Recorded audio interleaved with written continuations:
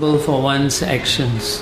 咁大家知道由於一個人嗰個角色喺度啦，咁佢所做嘅嘢嚟講就帶出一個人嗰個結果係乜嘢 Yeah, so karma nowadays it's a very modern term now. Everybody uses the word karma. 咁卡密業報嚟講咧，今日已經成為一個好熱門，大家好多人都認識一個智慧。They will say karma coming back at you, you know. 咁有好多時嚟講，你嘅業報嚟啦。And it is actually very much misunderstood nowadays also. 咁大多數人嚟講，其實對業報呢個字有時唔多唔少都有唔係完全認識，有些少嘅都有些少嘅誤解。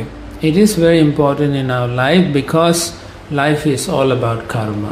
咁對我哋生命嚟講係好重要，我哋生活啊、生命上嚟講咧，好多時都係環繞住業報而係出現嘅。So what do I mean by karma? Karma means activity. 咁當我哋講係業報業嚟講嘅意思係咩咧？就係所做嘅活動。So anything you do is karma because practically everything that we do from point A to point B is some form of activity. 咁無論我哋做任何嘅活動嚟講咧，無論由一點 A 點去到 B 點嚟講咧，咁做嘢嚟講都係牽涉到業報嘅問題。And it also refers to the reactions from the actions of your activities or karma. 咁當然咧，當中嘅牽涉到嚟講，我哋所做嘅活動嚟講，帶出一啲嘅活動嘅結果。So basically, it's a action and reaction cycle. 咁其實呢個係一個循環，就係一個活動。一個活動嘅結果，一個循環嘅出現。We can now look at it from the Bhagavad Gita point of view. 咁我哋直接係從博家梵歌度係睇一睇嘅觀點係點樣講。So in the Bhagavad Gita, we learn every living being in this world is an eternal soul encased in a temporary material body. 咁博家梵歌咁講嘅，每一個生物體嚟講咧係一個永恆嘅靈魂嚟嘅，不過而家佢係困於喺呢個短暫嘅物質身體入邊。And what we also understand is all of us are eternal living entities who are meant to be with the Supreme Personality of God here. 咁其實我哋應該要知道一點嚟講，我哋每一個都係永恆嘅一個個體喺度靈魂啦。咁我哋係應該同至尊聖格人物嚟講喺一齊嘅。So from the Gita we understand that the Lord actually desires all these living entities in this material world to have an opportunity to become lovers of God. 咁其實喺梵歌入邊咧係講，博家梵歌入邊講到嚟講，至尊主係好想、好渴望啊！啲生物體嚟講咧係回翻身邊咧係成為佢嘅情人嘅愛人嘅。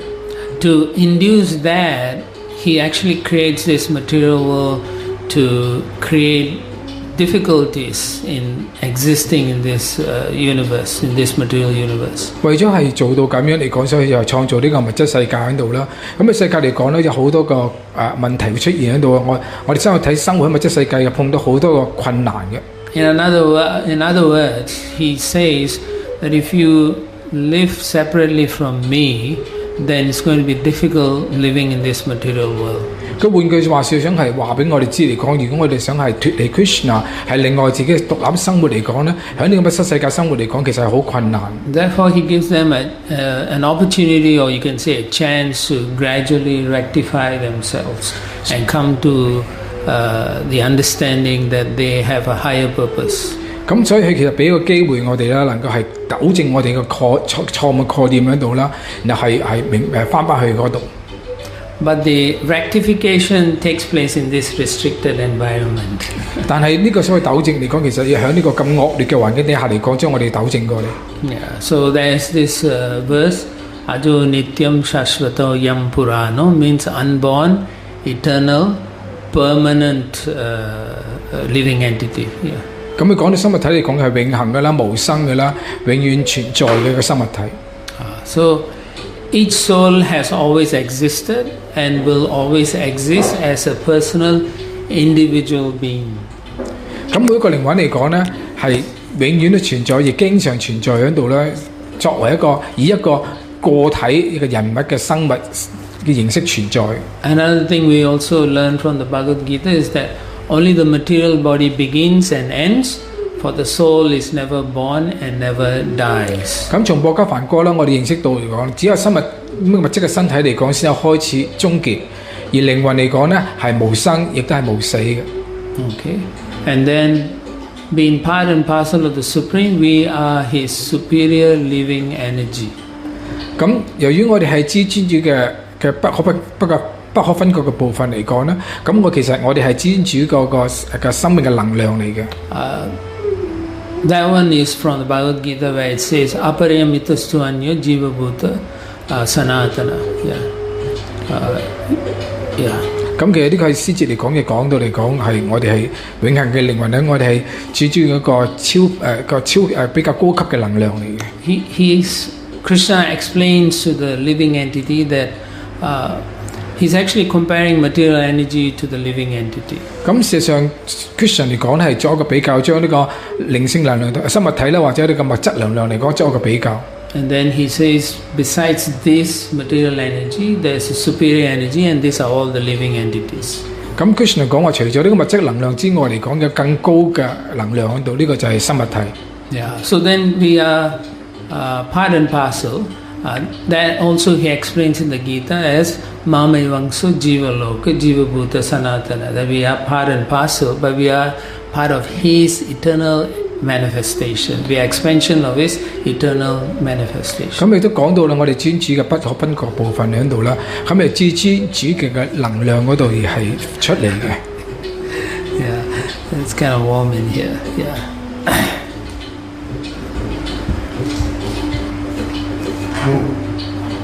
But in any case, the Lord is very kind.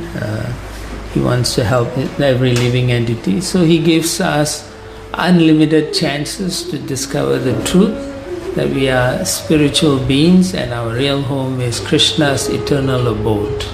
咁係神係好仁慈喺度啦，咁時時都係向每一個靈魂嚟講咧，係話俾佢哋知喺度，俾每一個靈魂嘅無數嘅機會喺度，等佢認識呢個或者發現呢個真理喺度。咁至於我哋呢個生物體嚟講咧，我哋真正家園嚟講咧，就係 Krishna 嘅永恆嘅居所。Yeah, I think it's important for us to understand that we originally came from the spiritual realm, and now we are here. 咁其實我哋要認識一樣嘢嚟講，就係原本我哋嘅係從響靈性世界度，但係而家我哋係嚟到呢度。Yeah. So our original existence is with Krishna and is meant to be a loving relationship. We have ignored that and we want to actually enjoy separately from Krishna in this temporary world. 咁原本嚟講，我哋應該係同 Krishna 一齊喺度啦，係同 Krishna 個關係永遠愛心個咁交流關係喺度，但係我哋係唔想同 Krishna 一齊喺度，而係我哋選擇咗我哋係嚟到呢度。Yeah, so therefore he is very kindly disposed towards all living entities because he's always giving them an opportunity to actually go back to the spiritual realm. 咁Krishna 好仁慈喺度啦，係俾我哋一個無數嘅機會喺度啦，等我哋每個靈魂嚟講咧，有咁嘅機會係翻返去身邊。When we come into this material world, we are bound by the three modes of material nature. 咁當我哋嚟到物質世界嚟講，我就受到三種嘅物質自然態捆綁。Guna, Prakriti, Sambhavaha. That means these three modes, they will capture us. 咁就係話呢三種嘅物質能量嚟講咧，就將我哋嚟講係。So what do they do? These three modes, the modes of nature, bind us to this material world like shackles in a prison house. 咁呢個三個物質自然界係綁住我哋呢個物質世界咧，就好似一個喺監獄嚟講，俾個手扣一個鎖鏈啊鎖住一樣。So Srila Bhaktivedanta Saraswati Thakur explains that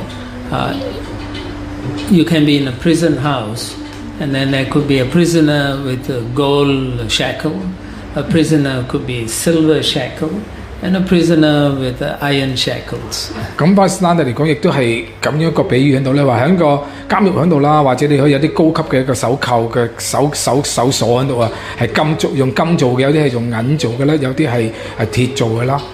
So the one in gold shackle, he's thinking he's better off than the one in silver shackles. 咁一個人嚟講係俾啲咁嘅手扣啊，手扣扣住喺條監獄嚟講係用金做，佢就認為自己嘅身份係高啲嘅。So the one in silver shackle looks at the one in iron shackle, I'm still better off. 咁一個人用銀俾個銀嘅手鐐啊鎖住嗰陣時嚟講咧，佢就覺得自己係比一啲嘅手鐐鎖住嘅人嚟講係高級啲。The one in iron shackle is thinking when I'm going to get the gold or silver shackle. 咁而一個係響第三等嗰度嚟講係俾啲鐵嘅手扣嘅手鐐鎖住嗰啲嚟講，就諗緊，我點樣可以係升級去到銀做嘅手鐐，或者係再去到你個金做嘅一個手鐐。But actually what they all don't understand is they're all in shackles. 咁其實佢哋完全都係唔明白到嘅，其實全部佢哋都係咁樣俾個手鐐係鎖住。And the whole idea behind Krishna consciousness is to break these shackles and go back to the spiritual world. 而 Krishna 知覺嘅真正意思嚟講，就係要打開呢啲咁嘅手鐐喺度啦，而係將自己係脱離呢啲咁嘅捆綁，係回復自由，翻返嚟 Krishna 嗰度。But when we act in this material mode and do many different activities, we create what is called karma. 但係當我哋係受呢三種嘅自然態嘅影響底下嚟講，所做嘅活動嚟講咧，跟住帶俾我哋好多嘅一個我哋頭先所講嘅一個業力業報。So we also know other things that within this in the Bhagavad Gita that within this universe there's upper planetary system, middle planetary system and lower planetary systems. 咁從博吉梵歌中咧，我哋都係明白到呢個宇宙嚟講咧，有分為上、中、下三個世界。So according to our desires and our activities, we are placed in these different levels within this three universe. 咁而根據我哋慾望啦，同埋我哋嘅活動嚟講咧，我哋就會去到呢三個唔同嘅一個世界入邊嗰度。Generally, the upper planetary system is considered to be heavenly planetary systems. 咁當然我哋所講嘅一個上等嘅世界嚟講咧，就係好似我哋稱為一個天堂嘅星宿。There you can have many things you can enjoy. 咁喺呢天堂嘅星宿嚟講，我哋有好多個設施啦，可以俾我哋係提供俾我哋享受。Life is much more pleasant, you can say.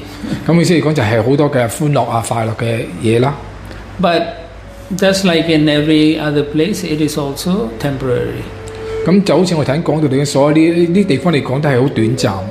The middle planetary systems, we normally in the scriptures they talk about, they are like earthly planets. 咁喺經典入邊記載嚟講咧，譬如中等嘅星宿嚟講咧，咁多數嚟講就係講我哋而家住緊呢個地球。Generally, people in this situation are in the mode of passion.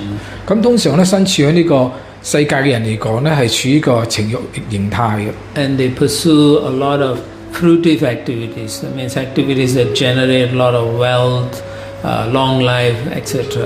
咁佢哋係做好多個活動嚟講啦，譬如係而從啲活動嚟講，其實構成好多其他活動，譬如係追求長生啊，好多咁嘅嘢。Yeah, and life, as I said, in this all three worlds. Oh, one more, the lower planetary system. There, generally people go, they suffer. 咁跟住就有一個下等嘅一個世界喺度啦。咁啲人嚟到呢個下等世界嚟講咧，就要係受苦嘅。Yeah, so I was saying, although you could be in upper planetary system, middle or lower, all the situation there is temporary because the living entities who go to the upper planetary system, after they have enjoyed their time, they can come back to the lower planetary or middle planetary system. 咁就好似我哋講到啦，啲上中下三個世界嚟講咧，都係短暫嘅世界嚟嘅。咁即使你去到個上等嘅世界嗰度，或天堂星宿啦，咁當你嘅業報響盡嚟講，你都係回復翻落嚟呢個地球嗰度。For example, if you are a good person in this material world now, in this planet, and you work hard, and you do a lot of pious activities, then the opportunity to go to the upper planet is great.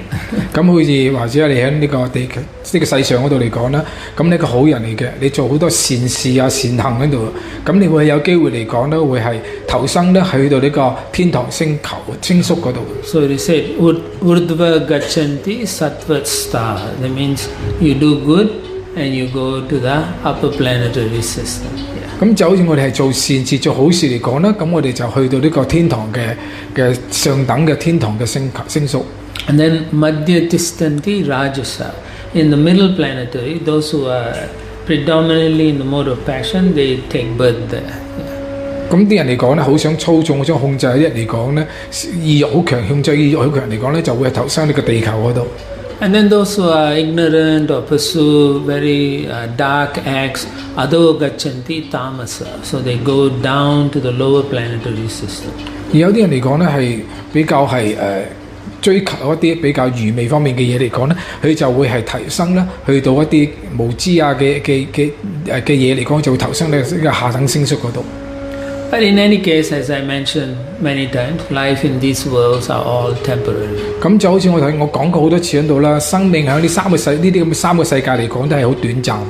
But still, you know, we are in this material world, so we will always look at things as higher and lower levels. 咁仍然啦，由於我哋身處呢個物質世界度嚟講咧，我亦都會係一個視域喺度睇，分去一個高啊或者低嘅一個分別喺度。物質生活將佢分有高低嘅生活嘅水平嘅。Actually, one of the reasons or problem is that we all want to be controllers, or we have a desire to be God. 咁問題就係在於我哋每一個都係有一個控制嘅意欲喺度，我哋每個人都想係成為神。And when we understand there's also another person who's actually saying he's God, we become angry, or we develop hatred and envy towards that person. 咁當我哋如果聽到原來另一個人嚟講咧係都係比我哋係更高嘅係神嚟講咧，跟住我哋開始係憤怒喺度啦，或者係妒忌喺度啦。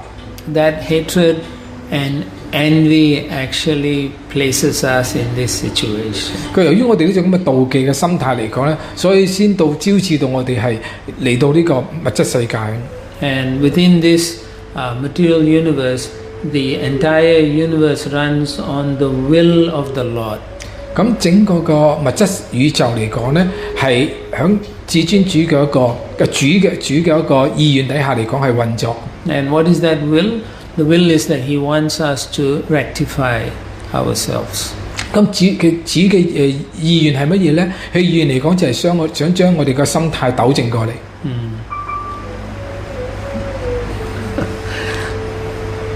Okay, yeah. Living beings are sent here to fulfill their perverted desires, to experience what it is like to be a controller like God. 咁生物體嚟講咧係被送到嚟呢度嚟講咧，就係嘗試喺滿足佢自己嗰個顛倒咗嘅個意願喺度啊！呢個意願嚟講係乜嘢咧？就係想經驗佢自己係好似係神咁樣成為一個控制者。So what does it mean? It means in this material universe, the Lord actually gives us so much facilities. He provides us so that we can fulfill our desires and to fulfill our desires. But the miseries that we encounter remind us that this is not our permanent situation. 咁就咁講啦，呢個物質世嚟講係好多嘅設施嚟講咧，係想俾我哋係滿足我哋慾望喺度。但係我哋講到嚟講，其實呢啲唔係我哋係真正要做會碰到好多困難問題，唔係我哋想得到嘅嘢嚟嘅。But that's where the difficulty comes in, because we don't have sufficient information, we don't have the right source of information, and so therefore we always end up having the wrong conclusion. 咁由於我哋冇足夠嘅資料或者係足夠嘅一個認識喺度啦，咁變咗好多時我哋會係作出好多錯誤嘅結論。So what does that mean? It means that oftentimes we are in so much ignorance that we cannot accept the existence of God, or we cannot accept the existence of some supreme being, or there is a better life or opportunity for us somewhere else. 咁嘅意思就係話我哋好無知喺度啦，我哋唔可以係唔可以接受嚟講有一個至尊嘅人物比我哋更加高級，或者一個更高更好嘅生活嘅存在喺度。And therefore the tendency is to want to find to the extreme limit of enjoyment within this material universe. 所以一個人嚟講呢個好嘅個強烈對比嘅一個極端嘅一個慾望喺度，就係嘗試喺呢個物質世界嚟講，希望係得到快樂。And that's on one side. The other side is the Lord's will functions through a series of laws that govern this universe. 咁主嚟講咧，亦都希望能夠係俾我哋認識到嚟講係呢個背後嚟講呢個宇宙係點樣係運作喺度。So when the living entities try to enjoy his desires, he invariably breaks these rules and laws that are governing this universe. 咁如果生物體嚟講咧，嘗試想係享受嗰時嚟講咧，佢就會要去叫做係打破呢個自然定律入邊嘅一個安排。And every time he breaks these rules that are there and he doesn't know, he actually binds himself more and more within this universe. 當佢係唔跟隨呢個自然定律底下運作嚟講，而打破呢個自然定律下邊嘅運作嚟講咧，咁佢就會係製造咗好多嘅業報，將自己捆綁住。Instead of getting free of envy and conflict with one another, there's a tendency to compete with one another, and it ends up with hatred and envy, and then eventually wanting to defeat or destroy the other person. 由於佢係有一個妒忌心啊，或者個競爭嘅心態喺度，佢係想嘗試嚟講係將人哋有個競爭喺度咧，將對方嚟講係打低。But when we have the knowledge and we understand the existence of God, what happens is we can develop selfless and endless love. 咁如果我哋知道有神嘅存在嚟講，我哋就會培養到無私嘅愛啊，無私嘅愛。The other thing is also for us to understand is to get a better idea is to know that this material universe is also like a prison house. 咁我哋有另一個睇法嚟講，譬如當呢個物質世界嚟講，就好似一個監獄。And the material body is the prison cell. 咁呢個物質身體嚟講咧，就好似個監倉一樣。Yeah, when we look at it in that way, then we understand why am I going through this difficult situation. 咁當我哋能夠有咁嘅視域嚟睇嚟講咧，我哋就會開始明白點解我哋會經歷咁多嘅困難痛苦。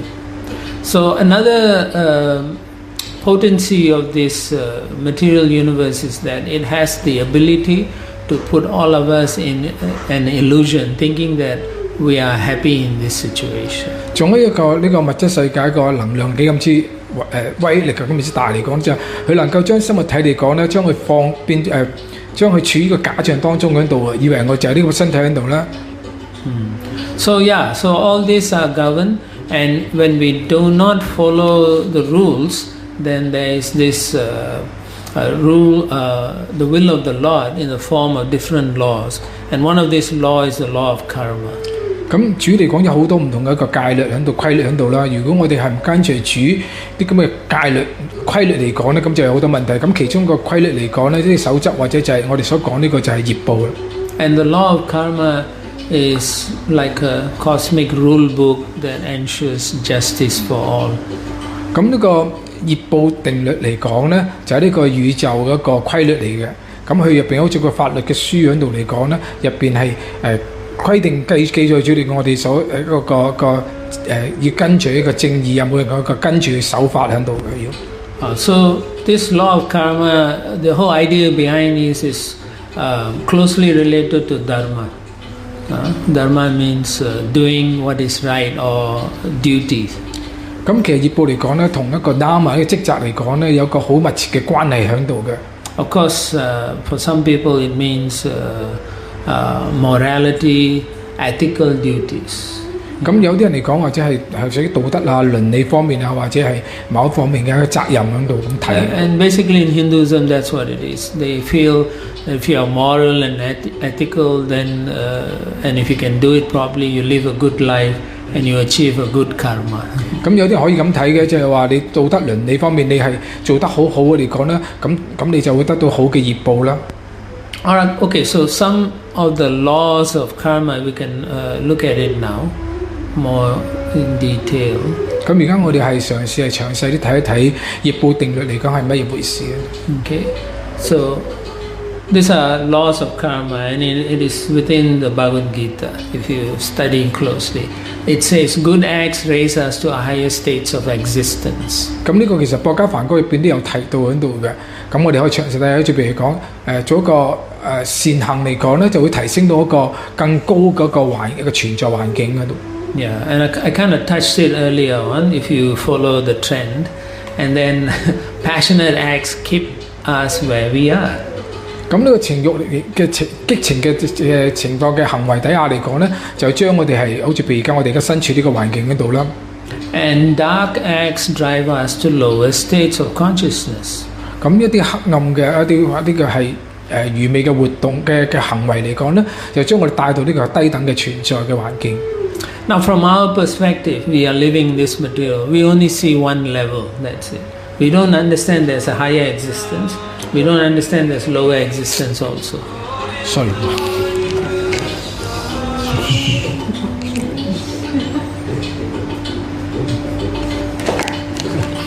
So, cell phone off.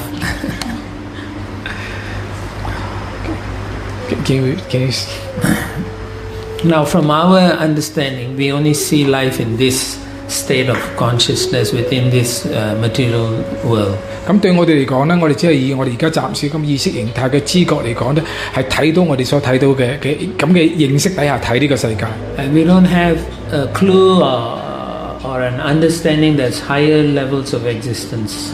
而我哋係冇咩嘅線索嚟講咧，俾我哋係認識到或者知道有更高嘅一個存在。Nor do we understand that we can go to even worse or lower levels of existence. 甚至乎我哋係唔知道我哋會去到更加差、更加惡劣嘅環境生存環境底下。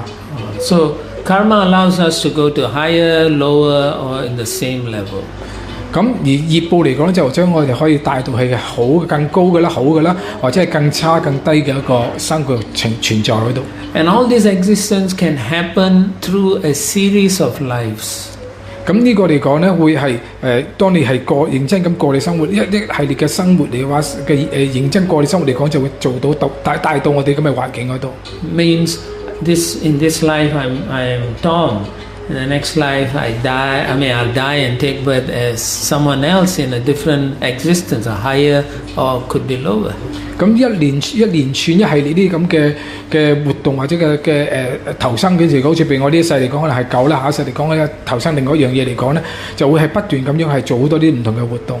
This taking of new bodies, series of bodies, is what we call reincarnation. 咁呢啲系列唔同嘅投生、唔同嘅身體嚟講咧，咁我哋就稱為叫做係業報。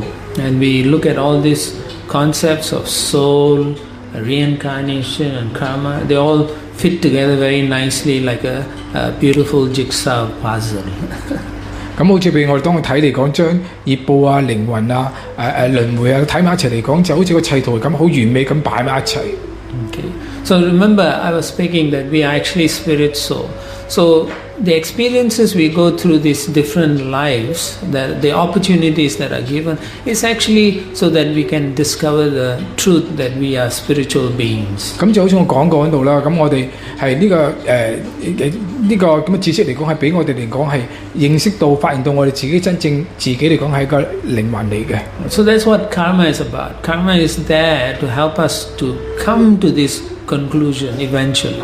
咁所以業報嚟講，其實業報最終目的嚟講咧，幫我哋係帶到我哋去到一個結論嚟講，我哋就係呢個靈魂唔係物質身體。And when we don't come to the right conclusion, it leads us through various lives of misery until we come to the right understanding. 咁當然，如果我哋未去到最後個真正明白到嗰個正確嘅結論嗰陣時嚟講咧，我哋經歷過好多痛苦嘅經歷，然後先係會去到咁，又要帶到去我哋嘅正確嗰個理解嘅結論。And this is where I lost my train of thought. But anyway, I'll come back to that. But we'll go to the next one. So in every life, this is what we try to do. We try to enjoy and understand birth after birth, till we achieve the final liberation and return to our eternal home. 咁呢個就係我哋而家係做緊嘅嘗試，係生生世世咁樣嚟講，我想去享受喺度啊！咁其實我哋最後，直到我哋經歷咁多嘢之後嚟講咧，我哋達到最終嘅解脫嚟講，就係返我哋永恆嘅家園。Means every life is an opportunity to go to a higher consciousness. If we misuse it, then we'll have to take birth again and again until we find the right formula or conclusion. 嘅意思嚟講，其實每一個機會，每一次投生嚟都係一個機會俾我哋提高我哋意識知覺，去到更高嘅知覺喺度嘅。咁如果唔係嚟講咧，變咗我哋要不斷咁投生，最後嚟講我哋去到我哋達到最終嘅目標嚟講，翻返去我哋嘅永恆家園。Now, if we don't learn the lesson, what happens? 咁如果我哋係從中嚟講得唔到嘅教訓嚟講，會發生咩嘢咧？ Yeah, we keep taking birth again. 咁變咗我哋不斷咁樣係要投生又再投生。Yeah, one birth, then we think it's good. And then if we don't find the right solution to get out of this material world, then we keep coming back. 咁如果我哋投生喺呢一生嗰陣嚟講，唔能夠可以揾到個解決嘅方法嚟講咧，咁我哋變咗要不斷咁樣係投生輪迴投生。Srila Prabhupada says, as long as we don't have the right kind of people to awaken us, we will continuously think this is what life is meant to be. 咁聖善Prabhupada講咧，如果冇一個合適嘅人選啊，係提醒我哋呢方面嘅知識嗰陣時嚟講咧，咁我哋就要不斷地咁樣係重複犯錯受生嗰度。We can put ourselves in the shoe that before we became, some of us, before we became devotees, we thought this is life. This is what we're going to be doing. 咁好似譬如我哋大家可以攞翻我哋自己嘅個人經驗嚟睇喺度啦。譬如我哋未做奉獻之前嚟講咧，我哋認為我哋以前嘅生活嚟講就係我哋嘅一切。I remember when I was doing in my college my assignment, I was typing away, and then all of a sudden it hit me. Am I going to be doing this for the rest of my life? 咁好似譬如我讀緊書嗰陣時，喺大學嗰陣時嚟講，咁我喺度做功課嗰陣時嚟講，我就諗嚟講係咁打緊嗰啲作業功課嗰陣時，我諗唔通我就係咁樣嚟講，我一世嚟講，以後嚟講都係咁樣過到。And it was a frightening moment, you know. Then I was thinking, what is this? You know, why am I doing all this?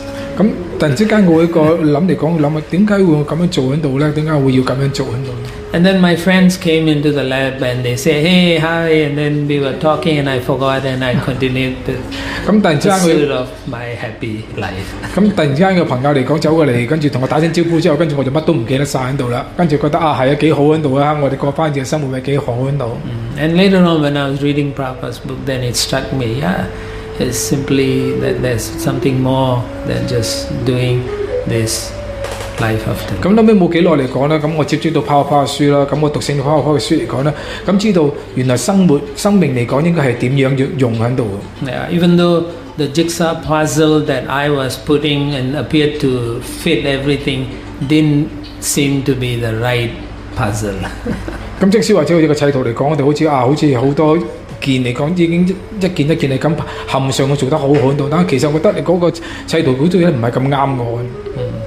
And the other thing very interesting is every time we think, if I have a better body, I'll do better things. 咁有時或者我哋會咁樣諗嚟講就我一個更好嘅身體嚟講，我可以做啲更好嘅嘢。But the problem is every new body we get has a different set of problems with it. 咁但係其實你要明白嚟講，就每一個唔同嘅一個身體嚟講咧，佢都要面對唔同嘅問題。So sometimes we read, right? Now quite often you read long life. People want to live for a long time. They're trying to find out how to extend life span. 咁好似而家啲人咧，好中意嚟講係想長壽啊。咁成日嚟講係揾好多資料嚟講點樣可以係養生啊，可以延長嘅壽命啊咁樣。There's one man who's doing research and he thinks if you just take the right nutrition, you can live a long life. 好似有一個人咧做一個研究咁，佢做個研究嚟講，佢就覺得結論就係話，如果你食啲夠營養嘢嚟講咧，咁你就可以好長壽。But what he doesn't know is there's this thing called karma. It's waiting to catch him and taking him away. 但係佢唔認識到嚟講，其實背後嚟講有個業報係喺度，業報嚟講係隨時隨地都會可以將佢係帶走。So tomorrow, some maybe an aircraft will fall on him and he's dead, even though he's taking the best nutrition. 咁或者佢食得好有營養價值嘅食物都好，但係一啲一跌落嚟嗰度咧，就將佢揼死咗喺度。And then we can all sit around him and say that's bad karma. 咁或者變咗到時，我哋可以坐喺身邊啲位嚟講，你冇用喺度，你想點樣嚟講，你都係要離開身體。Yeah. So every time you see, sometimes you see someone good looking and so you're thinking, I wish I had better body or as good as they have, 咁有時或者我哋睇我哋身邊嘅人嚟講咧，覺得有佢咁嘅身體嚟講係幾好喺度咧，咁我哋會跟住係咁樣諗喺度。They may have a good body, a beautiful body, but they may be mad and schizophrenic or whatever. 咁但係有啲人嚟講咧，佢有咁嘅身體或者好靚嘅身體嚟講，又有其他唔同嘅一個問題或者係缺陷係喺度。So Srila Prabhupada said, make the best use of a bad bargain. 咁所以聖Prabhupada嚟講，就將呢個劣貨嚟講用到最好嘅用途。So whatever body we have, we use it to understand what our purpose in life is. 咁無論我得到咩身體都好啦，我哋希望用我哋嚟講嘅身體嚟講咧，係去達到嚟講我哋明白到人生嘅目的嚟講係乜嘢。When we pursue such activities like purpose of life, it is considered to be on the selfless path. 咁如果我哋追求呢個人生嘅目的嚟講咧，咁呢個就係屬於一個無私嘅一個心態。Otherwise, one is pursuing to make one's life so-called happy, full of sense, enjoyment, and so on. That's a selfish endeavor. 咁一個人如果只顧自己喺度咧，係滿足自己嘅感官享樂嚟講咧，咁其實所做嘢嚟講都係好自私。Therefore, when we act for a selfish reason, the resultant fruits of those activities bind us to this world. 咁因此咧，當我哋如果所做嘅嘢嚟講，都為咗個自私嘅一個目的底下而做嚟講咧，所有做出嚟嘅結果嚟講嘅活動啊，帶出所有嘅結果咧，只要我哋捆綁喺呢個世界。For devotees, those who are practicing sadhana bhakti and so on, this is very important. 咁對一個奉獻者嚟講，去收集呢個係 sadhana bhakti 呢個規範守則嘅瑜伽嚟講咧，係好重要。Because we are supposed to know that we don't want to pursue selfish things. 因為我哋要知道嚟講咧，就係我哋唔係追求一啲係我哋追求一啲係無私，唔係追求啲自私嘅嘢。Those selfish actions will actually bind us more in this material world. 因為所有啲咁嘅自私嘅行為啊、心態活動嚟講咧，會將我哋捆綁喺呢個物質世界。And the selfish acts will deny us the ability to connect with the Supreme Lord favorably. 咁自私嘅行為嚟講咧，會將我哋係脫離與至尊主嗰個關係嘅。So in the Bhagavad Gita, Krishna gives this nice definition of karma. 咁 Krishna 喺《博家法歌》嚟講咧，俾呢個業報嚟講，俾個好好嘅定義。Bhuta bhavudbhava karo visarga karma samyitaha. Action pertaining to the development of the material bodies of the living entities is called karma or fruitive activities. 咁呢個活動啊，能夠發展到一個人呢個活動，即係令人發展到呢個物質身體嚟講咧，生物體物身呢個令到呢個物質身體得呢個生物體得到物質嘅身體嚟講咧，呢個就叫業報。Basically, we do many activities in this one life. 咁其實喺一生嚟講啦，咁我哋事實上係做咗好多嘅活動。And the aggregate sum of all these activities determines the next life. 咁我哋所做呢啲嘅活動嚟講咧，而係決定咗我哋下一世係點樣。So everything that is happening is going to be the cause of something in the future. 咁所有嘅活動做嘅嘢嚟講咧，就係佢會帶嚟到將來發生係啲乜嘢。So similarly, everything that's happening now was also a cause from a previous action. 咁當然啦，而家發生我哋身上嚟講咧，亦都係之前嘅所做嘅嘢，而家發生落嚟嘅。So everything is acting on one principle, which is action and reaction and action. 咁其實所有嚟講都係同一個喺呢個原則底下嚟講運作嘅，就係活動啦。跟住活動嘅結果咧，嗰陣時係再做活動。Yeah. So therefore, we can say that any action or endeavor, physical or mental, carried out to sustain life itself is karma. 咁換句話嚟講，我哋講任何嘅活動喺度，或者任何我哋嘅努力喺度啊，無論係身體方面咧，或者心意方面咧，都好啊，就係將我哋帶到我哋呢個現存嘅生命嚟講咧，呢個就係業報。Yeah, you can kind of relate this with Newton's third law.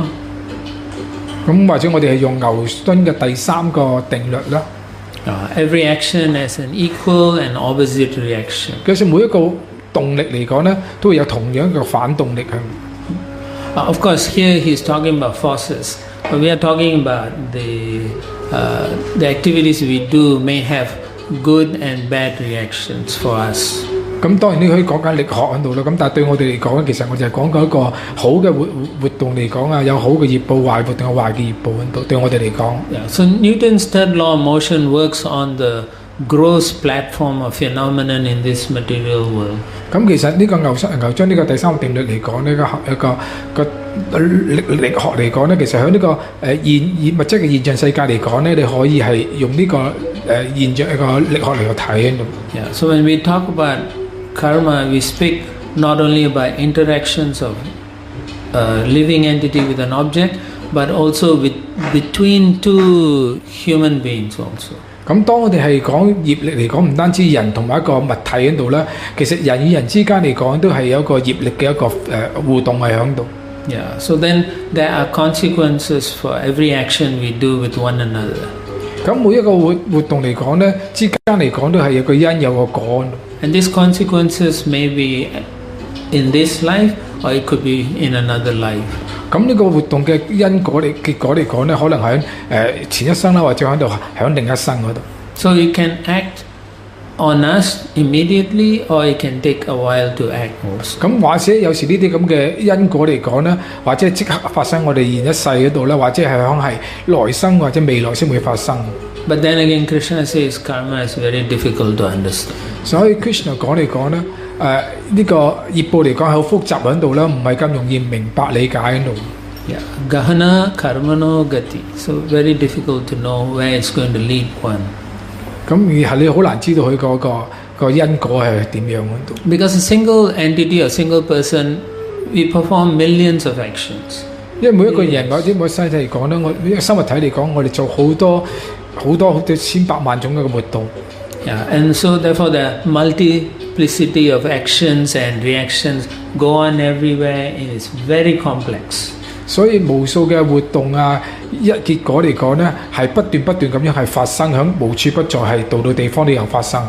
So you can see even in political situation, you have different parties giving different views of how they feel is good for. Maybe it's always good for them, but how it's going to be good for the people. 咁就好似唔同嘅政黨一樣度啦。每個政黨嚟講，佢哋都覺得嚟講，佢哋係做嘅嘢嚟講係對人民嚟講係最好喺度嘅。咁當然你未必係啦。And you may think, no, this is the right solution. 咁佢哋呢個係最好嘅方案。But everyone else is saying, no, this is not the right solution. 但係有時有好多人睇嚟講，其實呢個唔係一個好啱嘅個解決方法嚟嘅。And you're thinking, why can't they use their common sense? 咁有時會諗嚟講，點解嚟講用啲係常理嚟講係你睇下咧？ Because it's so complicated to understand. They have their karma, you have your karma. You're meant to sit down and listen to nonsense, so you'll have to sit and listen to nonsense. 咁因為嚟講，每一個有業力嘅影響到我哋每一個嘅睇法或者個意識喺度，所以有時嚟講你唔明白你點樣咁喺度，會係可能坐低佢哋咁講埋無謂嘢咧，啲廢話你都要坐喺度會聽佢哋講。So because it's so hard to figure out, because of its complexity.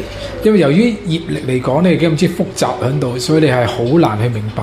But we can at least try to understand the basic principles that underline what karma is. 但我哋可以一個用最基本嗰個理解喺度咧，究竟係業報究竟係乜嘢回事？個最基本嘅最低程度一個理解。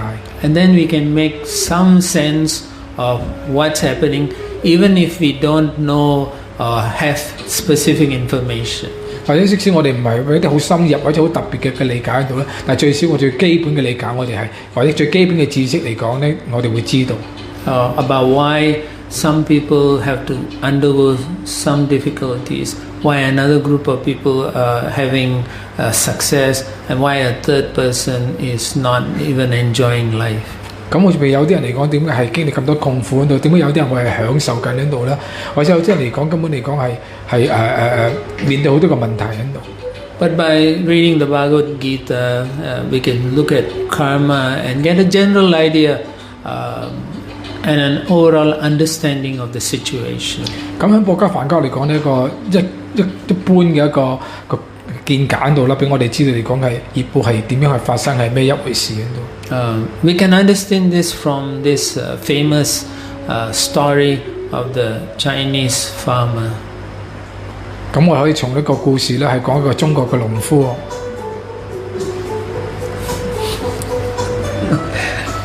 Hey, this is something to enjoy. So long ago, there was this a widowed Chinese farmer, and he had only one son who was working with him. 咁就好似呢個故事嚟講，就講到一個農夫喺度啦。咁佢有一個淨係得一個獨子喺度，一個仔。And this farmer and his only son, they worked in the cold winters and the scorching rays of summer. 咁佢個仔嚟講咧，無論係好嚴寒天氣咧，或者好炎熱嘅天氣底下嚟講咧，都就係工作嘅。And they had only one horse. 咁佢哋只有一匹馬啦。Maybe some of you know this story. No. 大家或者聽過呢個故事喺度。I'm surprised. Yeah. So anyway, one day, the son, he didn't lock the gate and of the stable properly, and the horse ran away. 咁有一日嚟講咧，咁佢仔嚟講咧就係個馬厩啦，唔係鎖得好穩啦。咁呢隻馬嚟講就走甩咗。So there you go, the horse runs away. 咁跟住隻馬嚟講咧就走咗啦。And when the neighbors found out, they were like, "What happened?" So they came to the farmer, and so they gathered around him and said, What sadness is this? Without your horse, you'll be unable to maintain your farm. 咁於是佢啲鄰居知道之後嚟講咧，跟住就走去同佢講到啦，即係戥佢好似好唔開心喺度。佢話：如果你冇咗匹馬嚟講，你乜都做唔到噶咯喎。What a failure that your son did not lock the gate properly. That is a great tragedy. 真係一場悲劇嚟㗎。點解你嘅兒子你要咁唔小心喺度啊？做得咁差喺度，會走甩咗匹馬喎。And the farmer thought about. He looked at them, and he said, "Maybe yes, maybe no." 咁跟住嗰個農夫就同嗰啲鄰居咁樣講到。或者係好差，即係或者呢件係一不幸嘅事喺度，又或者未必一件不幸嘅事嚟嘅。And then the next day, the missing horse returned back to the farmer's stable. 咁但係第二日嚟講咧，咁就走失嗰隻馬嚟講咧，跟住又翻去個馬厩嗰度。But it brought along 6 horses with it. 但係翻去呢次你翻去嚟講就帶咗係6匹馬一齊同佢翻嚟。The farmer's son, he saw that, he quickly ran, he got the gate and he locked and the stable firmly, and then now he had 7 horses. 咁跟住佢個仔咧見到之後好開心喺度啦，馬上即刻鎖翻好嗰個馬厩嚟講，跟住佢諗而家好開心啦，我原本得1匹，而家變咗就7匹咁多。And then when the neighbors found out what had happened, they came running to the farmer and say, "What happiness this brings!" 咁跟住啲鄰居又走嚟講：哎呀，咁開心！呢件係一件好事嚟喺度喎，發生即係一件好事嘅發生喎。So with 7 horses now you can maintain your farm, and with 3 of them, and you can sell the rest for profit. What blessings! 咁就話而家好喺度，你7匹馬咁多喺度咧，你可以係幾匹馬嚟講咧，即係3匹馬或者可以係維持你嗰個耕作啊嗰啲嘢喺度，跟其餘嗰啲馬嚟講可以賣出去，跟住賺翻好多錢，你係幾開心一件事。And then the farmer looked at them and said, "Maybe yes, maybe no." 跟住個農夫就同我哋講，或者係啦，但係又或者未必係嘅喎。And then the third day, another incident happened. 但係第3日嚟講咧，又有另外一件事發生。The farmer's son, he wanted to break the wild horse that came with them, so he got on the horse and he tried to ride it properly. 咁於是佢個仔嚟，因為佢個仔嚟講咧，有一匹野馬想馴一匹野馬喺度啦，於是佢騎上匹野馬喺度啦，係想馴服佢喺度。But the poor boy got thrown out of the horse and he fell hard. 但係匹野馬嚟講，將佢係拋出嚟，跟住係跌咗落地下嗰度。And he broke his leg. 但係就整斷咗隻腳。And then the neighbors, when they found out, they came running to the farm and said, "What great sadness this is!" 咁啲鄰居知道之後，又走去同老夫講：哎呀，咁咩咁不幸嗰度咁慘喺度啊，又整斷咗隻腳啊！ Now you will be unable to count on your son's help. 咁於是嚟講話，你又而且嚟講又係做唔到，即係整傷嗰隻腳嚟講，又係做唔到一啲事，即係做唔到應該要做嘅嘢。What a failure to break in the horse properly. 跟住嚟講話，你件不幸嘅事嚟講，你又大即係會好慘喺度。What a tragedy. 跟住係一種悲劇嚟嘅。And the farmer looked at them and said, "Maybe no." 跟住嗰農夫亦都係講同一番説話喺度啦，或者係啦，但係亦未必係嘅喎。And then the next day, interestingly, the next day a general from the Imperial Chinese Army came. 咁第二日嚟講咧，啱啱有一班啲官兵嚟到嗰度啦，咁呢個將軍就帶住佢啲官兵嚟講，就去到佢嗰度地方嗰度。He came to collect all the young men of the village to get into the army. 因為佢哋嚟徵兵嗰度，想將啲後生年青嘅人嚟講咧，全部係將佢哋係帶去戰場嗰度打仗。And their assignment was to fight in the front line of the army with the enemy. 咁以呢啲咁嘅所徵到嘅一個嘅年青人嚟講咧，就要係前線同敵人打仗。Now the farmer's son, because he broke his leg, the general said, "No, you can't fight in the army, so you stay here." 咁由於個頭先個農夫個仔嚟咁咪跌斷咗隻腳喺度啦，咁如果跌斷咗個，於是個將軍嚟講：你冇用喺度啊，你唔可以幫手打仗，所以喺度你留喺度啦，唔需要去前線嗰度打仗。And then all the neighbors came running to the farmer and said, "What great joy!" 咁於是啲鄰居嚟講又走去講：哇！你真係開心喺度，真係好彩喺度啦。So your son avoided facing certain death at the front lines. 佢話你嘅仔變咗就唔需要去前線嗰度啦，唔需要係戰死沙場。What a blessing! 佢話真係一個好嘅祝福喺度。And the farmer said, "Maybe yes, maybe no." 咁個農夫有人講啦，或者係啦，又或者唔係。Yeah, so we can understand here in the story itself how karma can, within one life of the farmer, within a few days, how your life can be positive or negative. Yeah. 咁所以我哋從呢個故事喺度咧，即使呢個農夫嘅生命嚟講啦，只有短短幾日時間嚟講，係發生咁多嘢喺度，有不幸咧，又係好嘅，又唔好嘅嘢。Now there are two types of karma. One is called auspicious karma, and the other one is called inauspicious karma. 咁業力嚟講兩種啦，一種叫係好嘅業報啦，一種係叫做唔好嘅業報啦。Now, auspicious karma means daily or constant obligatory work. 咁呢個係善報嚟講，就係你盡忠職做好你自己嘅職責喺度，帶出嚟好嘅結果喺度。Things like bathing, daily bathing. 就好似譬如我哋嘅責任嚟講，譬如我哋每日都要洗澡沖涼啦。Chanting your Gayatri 3 times a day. 或者對奉者嚟講，每日你念嗰個加千曼長啦3次啦。Worshipping the Lord. 崇拜至尊主啦。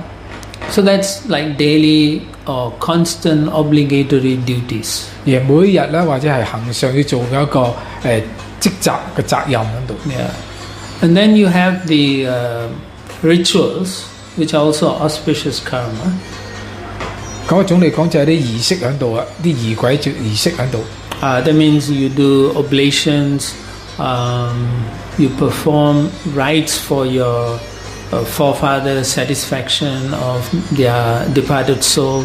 嘅意思，如果譬如你係做啲係祭祀啊，或做一啲供奉啊，俾你啲祖先喺度啊，咁亦都係屬於係個善行嚟嘅。Yeah. And then you have this inauspicious karma. This is bad. Generally, those are activities that are against scriptural injunctions. 咁有啲係叫做係唔好嘅一個活動喺度嘅，就好似譬如係唔跟隨經典咧入邊嘅訓示去做嘅，呢啲係啲罪惡嘅活動嚟。Sometimes it's also known as V karma. 咁我哋叫做 V karma 啦，係咪？And then also this is also bad karma when you do not want to do auspicious work. 咁另一個嚟講，當你係唔想做一啲善行嘅工作嚟講，都係屬於一種叫做罪惡活動嚟嘅。Yeah, sometimes something is good to do, and then you try to avoid that, then it becomes a negative karma for you. 咁如果明明知道嚟講，其實係個好事嚟嘅喺度嘅，但係呢個好事你都唔走去做嗰陣時嚟講咧，咁呢樣嚟講係變咗係罪惡嘅活動，係壞事嚟。For example, if you see someone is suffering, or maybe they were walking and their finger got caught in the door, and you just walk past without helping, then you are actually accumulating bad karma. 咁好似譬如一個人嚟講咧，佢見到一隻狗嚟講係好驚緊要係避咗，但你行過之後直行直過又冇理佢冇幫佢嚟講咧，咁對你嚟講其實呢個係一個唔好嘅一個活動嚟嘅。Now, according to the readings in Bhagavad Gita, whether it's good karma or bad karma, they are not good for us. 咁根據博家梵歌嚟講咧，無論所謂好嘅業報或者壞嘅業報嚟講，其實對我哋講都唔係一件好事嚟嘅。Because good karma binds us, bad karma also binds us. 因為無論係好嘅業報或者壞業報咧，都將我哋係捆綁住。Sometimes you can say, I did good, and then I did bad, so they must cancel each other. 咁有時我哋會以為啦，就我做一件好事，跟住做一件壞事咧，咁就可以對消翻。But it doesn't work like that. 但係其實唔係咁樣嘅度。They never cancel each other. 唔會係有對沖，可以係大家互相抵消。Rather, they are always binding. 因為所有呢啲只係將我哋捆綁我哋喺度。That means if you have good karma, you have to live the good karma. 咁意思嚟講咧，當你有好嘅業報嚟講咧，你就要係生活啦，即係將呢啲好嘅業報嘅果報嚟講係喺你生活嗰度係走翻出嚟。And if you have bad karma, then you have to live the bad karma also. 咁當你有一個壞嘅果報嗰陣時嚟講，你喺個生命中嚟講，你要將呢個壞嘅果報嚟講咧係實現翻出嚟。So both types of karma are applicable to only human beings. 咁呢啲咁嘅好嘅業報啊、壞業報咧，只係喺人類身上嗰度先會係有嘅啫。Okay. Sometimes people will say good karma or bad karma, it's all relative.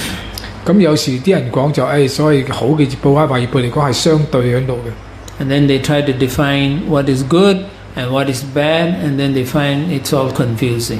咁有時變咗佢哋喺呢方面係作一個定義喺度，究竟邊啲係叫做好啊？咁邊啲壞嚟講，邊啲搞到係好混亂。Because we can say from our point of view what is good, and someone can say from their point of view what is good for you is bad for them.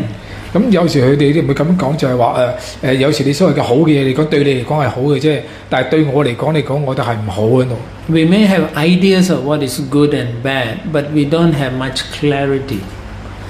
咁佢哋由於嚟講對呢方面冇點分得好清喺度，究竟係好啊係壞係乜嘢喺度。So generally, when people say, "Let's, you're okay, I'm okay," they try to do a balanced perspective.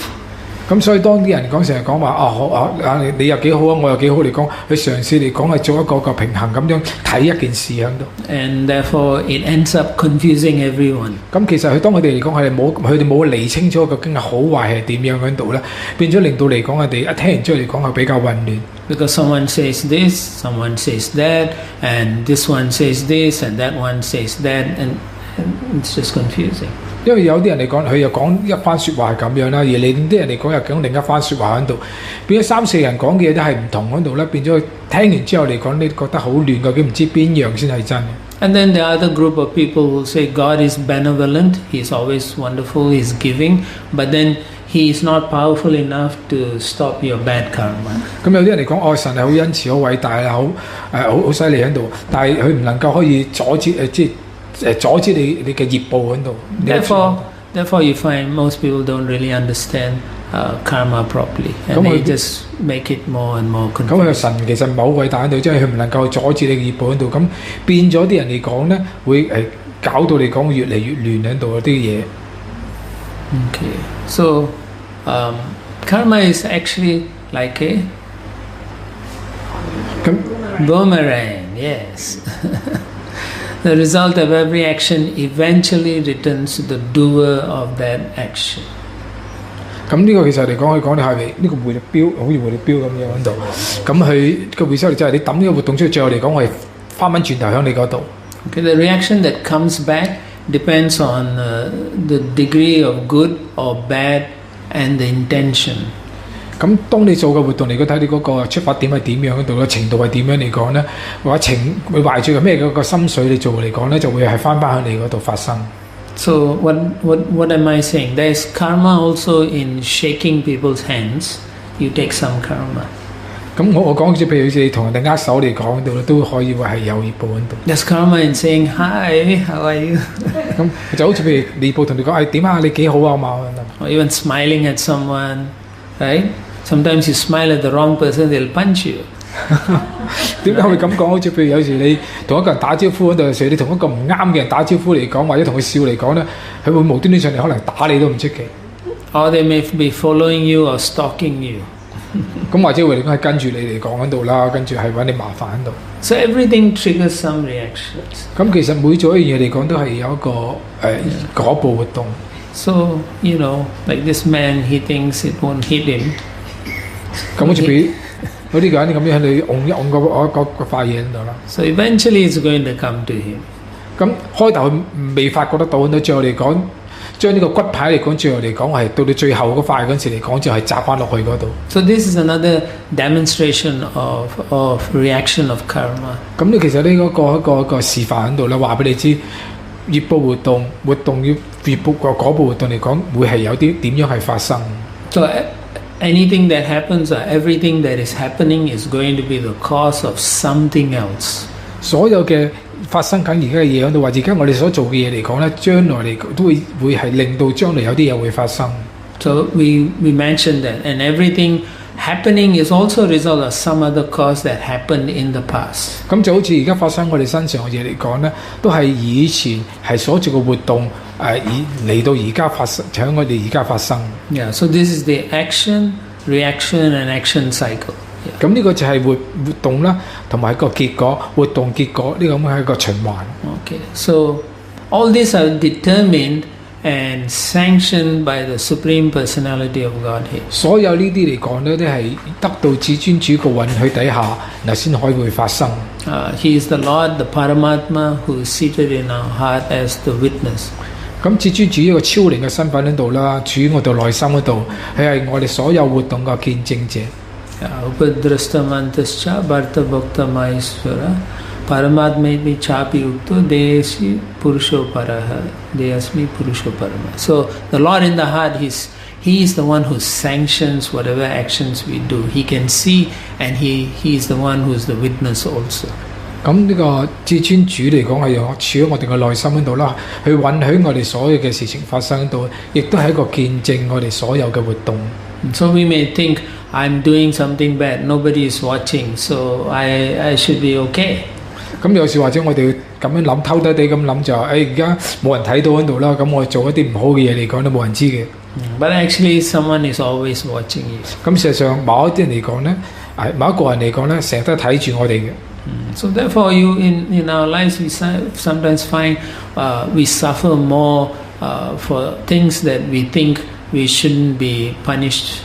咁所以有時我哋諗嚟講，其實我做啲嘢嚟講冇乜大不了喺度嘅，點解我即係要受苦得咁犀利喺度嘅？我哋會咁樣諗喺度。So the Lord is like the witness, but He is also like the judge who imprisons one and rewards another according to the law and their activities. 咁主嚟講就內心超靈啦，咁佢見證佢做嘅嘢喺度咧，佢就好似一個法官咁樣嚟講咧，係判斷我哋監獄嚟講，我哋係受到咩嘅懲罰咧。Alright, so I was thinking I will stop here at this point. This is like the halfway point, and we'll continue tomorrow. So if there's any comments, questions, or some reflections. 咁我喺呢一點嗰度講到呢度，咁我停落嚟喺度啦。咁我哋聽日會繼續。咁喺度嚟講，大家有冇咩嘅評論啊，或者有啲咩嘅即係感覺見到嚟講自己有啲咩睇法喺度咁樣。或者問題喺度。Yeah. You want to? Do you have another mic? No, it doesn't matter.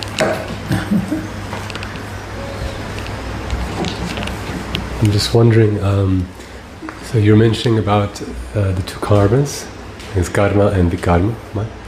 And I'm curious, what about akarma? How does that fit into this? Yeah. There is also another action called akarma. Now, there's two types of akarma. One akarma means that you're meant to do that action, but you refuse to do that activity. So that's one form of akarma, and that's not good. That also falls under bad karma. Yeah. The other akarma is when we do spiritual activities. So there's no karma. So that's also called akarma. Yeah. So in general, for religious or spiritual activities, all those activities do not generate a binding force. Rather, they are liberating. Yeah. If you have karma also, those actions that you do for the pleasure of the Lord burns away the karma that's holding you back also. So that our karma is different. So we generally say it's Krishna karma. Yeah. But when you better translate. 咁啊，湯寶寶去問個問題就係頭先你提到你講有 karma 啦 vikarma， 但係好似阿 karma 你冇提到。咁阿 karma 你寶寶講有可以咁樣有兩種睇法。阿 karma 一種就係有啲經典叫你唔好做，你唔去做，呢種叫做阿 karma。另一種嚟講就係靈性方面嘅阿 karma， 就係根據經典所做嘅活動嚟講係冇呢個業力喺度嘅阿 karma。咁而根據經典你所做呢個做嘅活動阿 karma 嚟講咧，係可以淨化你嘅存在喺度嘅。呢個靈修方面係好喺度，所以呢個係建議就係咁做。Yeah, go ahead. He has another question. It's okay. So, going back earlier to your talk as well, you mentioned we're talking about the 3 planetary systems, and about you mentioned, for example, that in the middle planetary system is driven by the mode of passion. Yeah. Okay, so I believe. Correct me if I'm wrong, I would imagine that all 3 planetary systems actually are all part of the jail, so to speak. Yeah. So the gold, the silver, and the iron. That's right. And so then actually they're all characterized by activity. All are characterized by activity. And so that in the middle planetary system, activity is characterized by Rajagun. Yeah. And then so then I was wondering if you could speak a little bit about activity in the upper planetary system. When we talk about like enjoying and your credits are done, and you come back down. So then what sort of activities are in that upper planetary system? Okay. 咁Martin 講Prabhu講到就係話你上中下三個世界嚟講啦，咁好似講呢個地球嚟講，啲人嚟講就係激情形態喺度，咁所以佢所做活動嚟講，亦激情形態底下所做嘅活動。咁你講到係天堂星宿嚟講，啲人嚟講係享受喺度。咁究竟佢哋係喺天堂星宿嚟講，啲人嚟講係亦都係屬於咩形態底下嚟講做佢嘅活動咧？ In general, both in the upper planetary system and in the lower planetary system, the living entity is actually using up his karma, you can say. So in the upper planetary system, he is given greater facilities to enjoy his senses. And after a period of time when he has used his so-called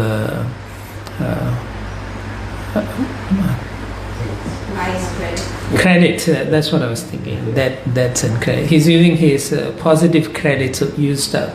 So once it's been used up, then he has to vacate that place. And so based on his subsequent karma that he's having, he will either come to the middle planet, in general usually to the middle planetary system. If not, if he has to suffer in that life, then he'll go to a lower planetary system to suffer somewhat. So it's pretty much that, in general everyone comes to the middle planetary system to generate good and bad karma, mostly. Now, is it possible to elevate oneself from the upper planetary system? Yes. You can be a demigod, but the point is, in the upper planetary system, it's like now in Hong Kong at this time, everyone is going to party. So there's every corner you turn around, there's a party. So Heavenly Planet is like that. You can go and just simply enjoy. 咁Prabhu 提到就係話響譬如天堂星宿嚟講咧，其實天堂星宿又好或者係低等嘅星宿都好喺度啦。咁佢哋都係實現翻佢自己嘅活動嘅結果喺度，好似譬如喺天堂星宿嚟講咧，因為佢哋係有善報喺度啦，咁佢哋係享受喺度，係各方面嘅享受佢哋都有喺度。而下等星世界嚟講咧，人哋講係受苦，又係將佢哋嘅壞業報要受苦喺度。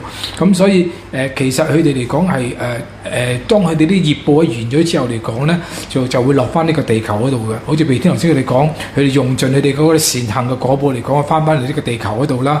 咁跟住低等星宿嚟講，佢受完苦之後嚟講，翻呢個地球嗰度。咁至於喺呢個地球嚟講，你哋係會係可以產生佢哋自己嘅嗰個善嘅果報或者係壞果報係喺呢個地球嗰度嘅。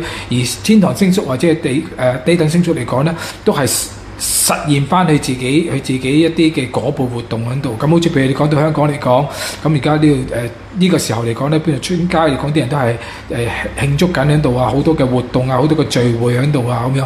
天堂星宿亦都係一樣，啲人嚟講淨係識享受喺上面嗰度。Thank you. You know, when I focus on you, I forget my train of thought. So there's so much to enjoy in the upper planetary system that the purpose in life and the goal of life is forgotten. Yeah. So, but fortunately, there are also devotees in the upper planetary system, and they worship the Supreme Lord. So those demigods and so on who go for that kind of association will progress upward and higher planetary, eventually back to Godhead. Yeah. 咁天堂星宿嚟講，有太多享受喺度，啲人根本就係冇乜時間嚟講，我係諗到係即係靈性方面嘅一個修喺度。但幸好嚟講咧，喺天堂星宿嚟講都有奉獻者喺度，有啲奉獻者係崇拜至尊主喺度。咁如果呢啲半神人嚟講，有機會同呢啲係奉獻者係聯誼喺度嚟講，得到佢哋嘅聯誼啊，得到嘅指示嚟講咧，佢哋都會係有機會嚟講係崇拜至尊主喺度啦。咁提升佢哋自己咧，係翻去神手，回歸呢個靈性世界都有嘅。Because there's so much facilities to enjoy, and then everyone is enjoying, and so your association is everyone wants to enjoy.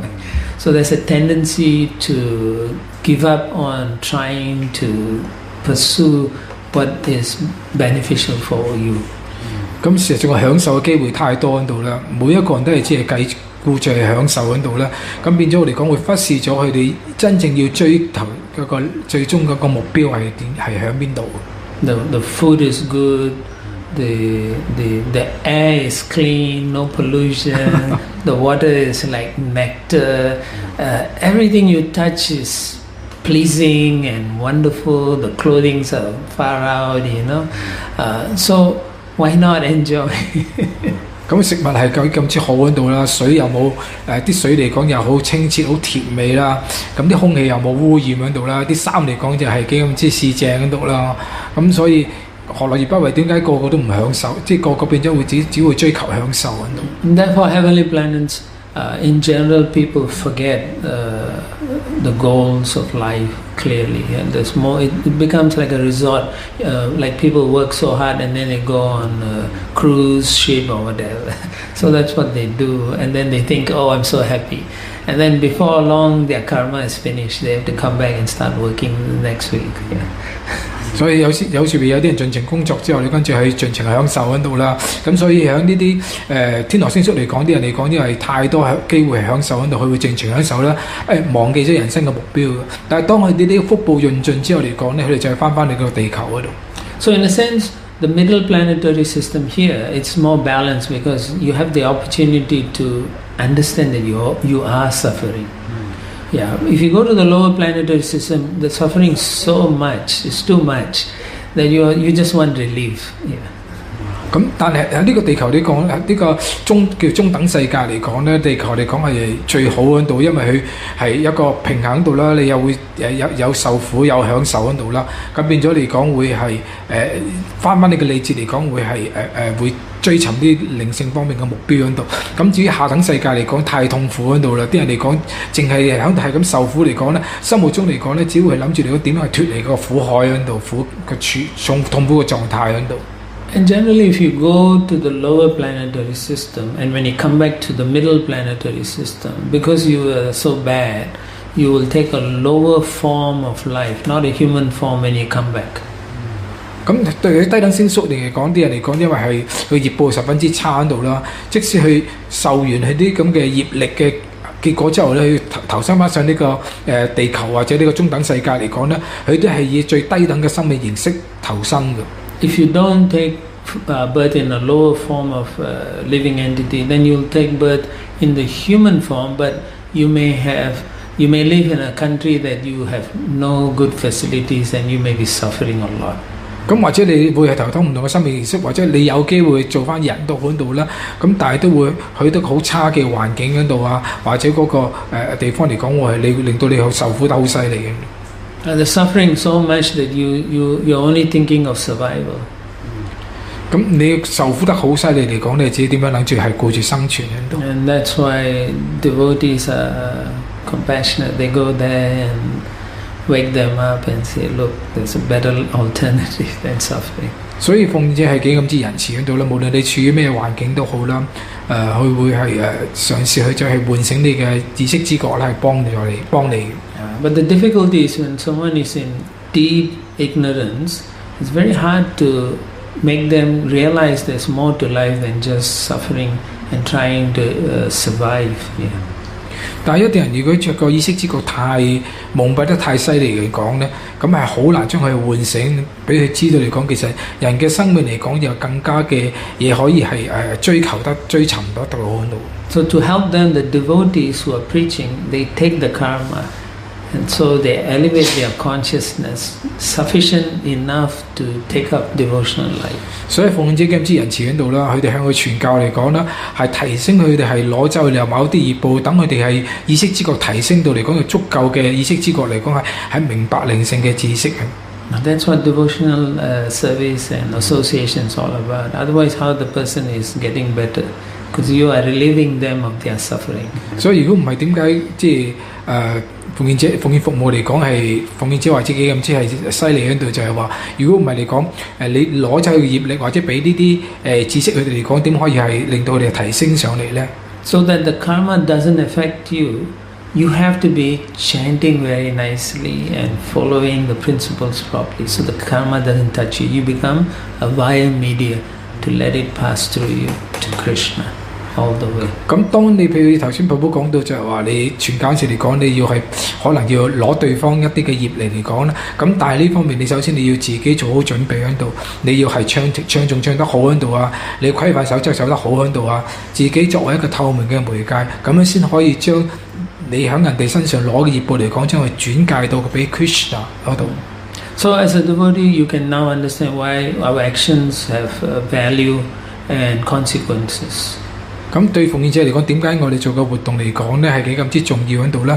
同埋個因果關係嚟講係點樣 ？So what we say to a newcomer, what we say to a person we meet out there, how to elevate their consciousness, we should always be thinking, how am I positively helping them？ 咁所以我哋喺出邊講係接觸到一啲人喺度啦，向人哋係講呢種嘅知識嗰陣時，我哋要知道嚟講就係點樣嚟講咗個最好嘅、最正面嘅一個方法嚟講，係幫我哋提升佢哋。So ultimately we have to become their well-wishers. 咁希望我哋變成佢哋嘅一個最好嘅祝願者啦。It takes a lot of practice, but then if we genuinely want to help someone, we are their well-wisher. 咁當然啦，呢個係需要長時間嗰個提升嘅練習先做到嗰度啦。咁我哋希望變到我哋係佢哋嘅一個祝願者啦。Yeah, I'll stop here. Yeah, is that all right? Okay. Yeah. Yes, mother. Here. Hare Krishna, Prabhu. Earlier you said, if I understood you correctly, earlier you said, you made the point that devotees who engage in devotional service for selfish reasons will have karmic reactions. We have to be careful. because we incur karmic reactions. So I'm a little, I need some clarity on this, because most of us, well, no, I won't speak for anyone else. I am in mixed devotional service. So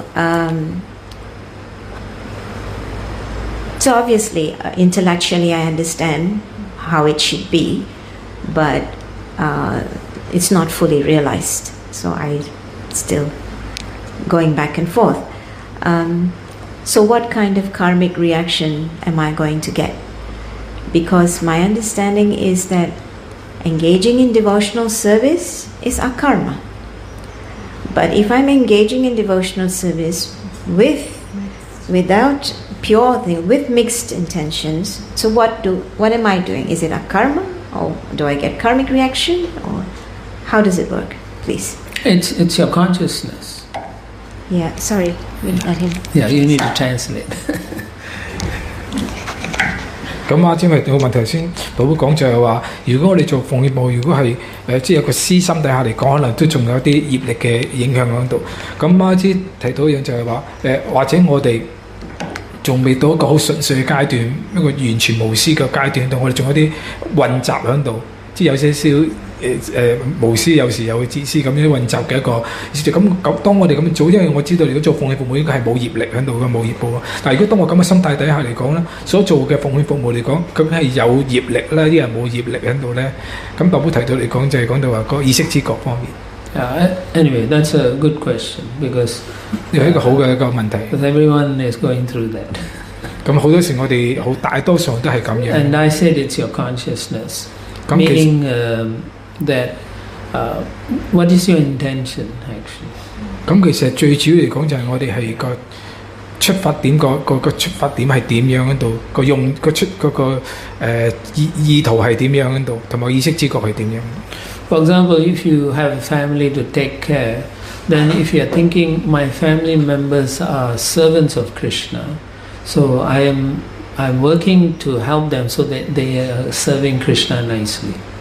咁好似譬如我哋屋企人嚟講，咁當我哋係服務緊我屋企人嗰時嚟講，咁我哋諗嚟講就係我哋屋企人嚟講係都係 Krishna 個僕人嚟講度嘅，我希望係服務佢嚟講就好似服務 Krishna 嘅僕人咁樣。So that's a favorable way of thinking your family, looking at your family. 咁當你用咁嘅一個叫做係善意一個諗法嚟講，好嘅諗法嚟講咧，咁其實一個係好嘅一個正面嘅一個諗法嚟嘅。But if you're thinking it's my family and I have to take care of them, then there's that my factor involved in that. So that's more selfish thing. So there is reactions for that. Yeah. 咁譬如調翻轉，我哋唔係諗嚟講，以一個 Krishna 嗰個意識嚟講，諗去呢個係 Krishna 僕人，想我服務佢哋嘅。調翻轉嚟講，呢個係我屋企人嚟嘅，我服務我自己屋企人嗰時嚟講咧，咁嗰個出發點啊，嗰個意識又唔同咗。In the second case, you are thinking you are the provider and so on. In the first case, you are doing it as a service for Krishna. So that's the slight variation, but it's all in the consciousness, how we see it. 咁好似譬如我哋係提供某啲服務俾人哋，或者係供給人哋某啲咁，咁如果當我哋咁嚟講，其實係服務用嚟我哋服務 Krishna 嗰時嚟講呢，我意識知覺要好清楚呢方面。It gets very confusing also because sometimes as a student you are studying and then you want to get good grades and then but you have to also understand I want to do it well for Krishna. Yeah, I want to get good grades so that they will know I'm a Krishna's devotee. If you can think like that, then you're doing it for Krishna. That's very tricky. 咁好似譬如係我係一個學生嚟嘅。咁我諗即係考試考成績好啲嗰度嚟講咧，咁當你為咗自己咁諗嗰陣時嚟講咧，咁可能係即係正講就個出發點嘅意識知覺係唔同。但係當我調翻轉嚟講就係話我因為我喺度做好啲嚟講，因為我係 Krishna 嘅奉獻者喺度，所以我希望能夠係攞好嘅成績咁樣嚟講，咁嗰個諗法意識知覺入邊即係唔同喺度所以有些少比較係複雜喺度。So the litmus test is how much are you being attracted to material things? 咁我哋應該嚟講點樣嚟睇喺度嚟講，就係話我哋俾物質嘅能量啊、物質嘅嘢嚟講引誘嚟講有吸引嚟講有幾大喺度。Or how less or your attraction to material things are getting. So then you know you're doing it correctly. 咁嘅意思就或者我哋係對呢個物質嘅依附依附嚟講程度有幾大喺度。咁我哋從呢方面嚟講，我哋係睇咁樣睇喺度。Therefore, as practicing devotees, we have to be careful how we tackle devotional life and material life. 所以我哋修習嗰陣時嚟講，要留意啲喺度啦。譬如點樣係處理面對嚟講係靈修生活同埋物質嘅生活，我哋要好小心。And the other tricky one is devotees. You often hear they say balancing spiritual and material life. 咁另外我哋講好多奉獻者有時會睇到就係點樣平衡翻呢個物質生活同埋靈修嘅生活喺度。Actually, there's no such thing as balancing. Yeah. So now you understand. 咁你頭先我哋 spiritual or material. There's no such thing as spiritual life and material life. There's only one life. Yeah. 所以 Only spiritual life, and you sometimes have to do material activity. Yeah.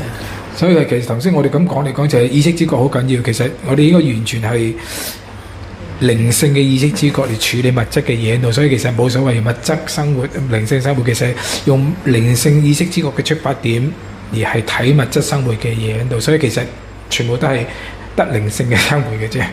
So Arjuna, when he's in this confusion, Krishna says, right, do your duty, but do it as an offering to me. So if you can adjust your life where everything is an offering, then you're doing karma. 所以喺博吉梵歌嚟講啦 ，Krishna 都講就係話叫阿尊嚟講做好你嘅責任，但係咩咧？做好你責任嚟講，當係一種供奉係俾我喺度。所以其實嚟講係最後嚟講所做嘅嘢嚟講都係供奉俾 Krishna。So that's karma pointed at Krishna. 咁我哋所做嘅活動嚟講都係指向 Krishna， 係向 Krishna 而做。I think most of us sometimes we point at Krishna, and other times we just forget Krishna. 問題嚟講就係我哋而家有時嚟講所做嘅，有時咧會係指向 Krishna， 但有時嚟講就唔記得咗 Krishna。But because our Srila Prabhupada and our spiritual masters are kind, they are always protecting us. But then we have to be very careful when that protection is not sufficient.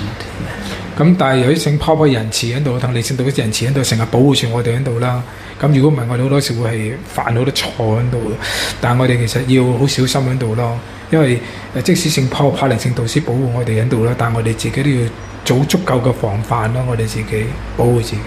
Yeah, I think when you come to a point in your life where you say, "I'm done with that," that's when you are truly focused in your pursuit of pure devotion life. Yes, I mean, Yeah. absolutely. Yeah. But I guess my question is, I know what is the ideal, Yeah. and I also know I'm not there. So my conclusion is this: I'm engaged in devotional service, but it's not pure. I have to do it for Krishna, and sometimes I'm doing it for Krishna, sometimes I'm not. So then, what is my situation? Am I accumulating karma because my intentions are not pure? It's mixed. But at the same time, it is also said that devotional service is a karma. So I engage in devotional service, there's no karma creation. So if I'm engaging in devotional service, which is when you I know what you're saying.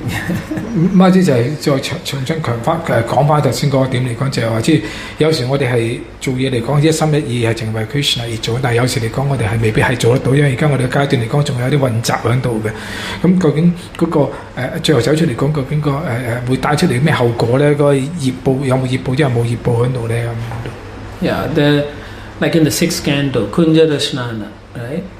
The elephant taking bath, So, are we the elephant taking bath? So that's something, but that's based on sinful proclivity. Yeah. But it's very similar when we want to do karma, but at the same time we want to, we want to do devotional service. But the goal of devotional service is so that you stop all this unnecessary activity.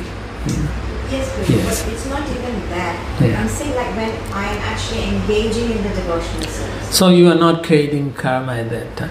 Right. So when I'm doing something, I'm cooking Yes. for Krishna, Yes. offering something, I'm not doing it with full focus and love that Krishna, this is for you. I have some selfish motivation. Mixed. Yeah, mixed. It's mixed. Not Krishna. I'm doing this. Karma Mishra Don't Bhakti. forget what I'm doing for you. Yeah. Make sure you. It's Karma Mishra Bhakti. Karma Mishra. Yeah. So then, what is it? You are progressing, but very slowly. So what is the karmic reaction? It depends on the actions, karma, whatever you're doing. It all depends. If Krishna is not in that equation, you are doing karma. If Krishna is It's not in that equation, you are doing karma. You are taking karma. But this is Krishna's. I'm serving Krishna. I'm serving. Yeah, but at the same time, you are independent of Krishna also. So it's mixed, as you said. Karma Yes. Mishra. So what am I accruing here? Is it a karma or am I accruing karma? You are accruing karma, but once your devotion comes to a certain level, when it's fixed, nishta, that's when you get rid of all the other accumulation. Yes, so but as long as I'm engaged in karma Mishra Bhakti, even though it's devotional service, but it's mixed, so there is still karmic. There is some reaction. There is. Yes. Because it's like until you come to a certain level of your faith and so on, you still have some lingering things. Yeah. 咁講到一點講就係，即使我哋而家喺呢個混雜嘅奉獻服務，好似你講。